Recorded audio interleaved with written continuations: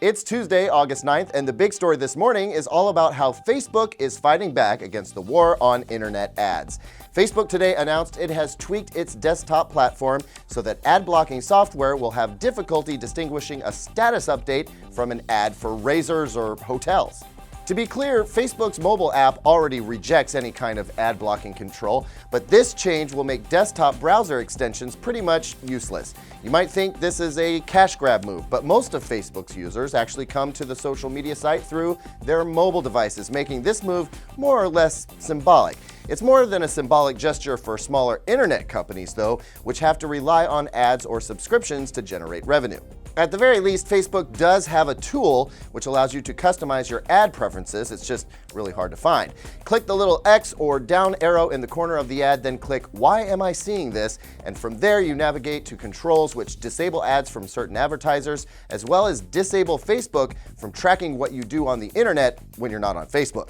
You may have heard about a serious Android OS vulnerability in the news over the past few days, one which would rightfully have Android phone and tablet users concerned. Some 900 million Android devices were revealed to be vulnerable to what has become known as Quadrooter, a combination of 4 security hole exploits identified by a security expert at the DEF CON hacking convention in Las Vegas this past Sunday. But Google says it really shouldn't be a problem. First off, Google's August update covers 3 of the 4 issues, and the 4th issue should be closed up in a September update. That's fine for a small selection of phone users, but what about everyone else who might never see these updates? Well, Google says it's all going to be okay, really, because of its Verify Apps feature, which is turned on by default in any device running Jelly Bean OS or later.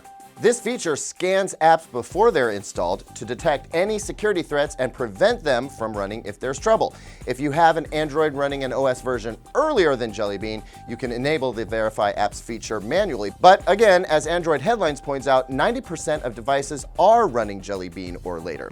All of this to say, calm down everyone, you're probably going to be fine. Just keep your phone as updated as you can. Many of us, shall we say, more seasoned computer users, remember the Commodore Amiga fondly, if we remember it at all. The Amiga was a big deal back in its day as it offered what were, back then, advanced graphics and tons of game titles to play. Way more than IBM machines, and Apple was just getting started with games when the Amiga came out. You remember the Oregon Trail? Of course you do. Anyway, if you're one of those who gets bitten by the nostalgia bug when you hear the name Amiga, we have some killer news. The Internet Archive just dumped some 10,000 titles ranging from full-on games to demos on the internet, all available to experience for free from the comfort of your desktop browser. You are welcome. Just hit the link below to get going on Bubble Bobble, Budokan, King's Quest, and many, many more. If you're looking for the secret of Monkey Island, though, you're out of luck, at least for now. Several favorites from that era are just not available, and some of the titles available will be a little glitchy, so be forewarned. Still, I don't know about you, but I know exactly how much time I'm going to waste at work today.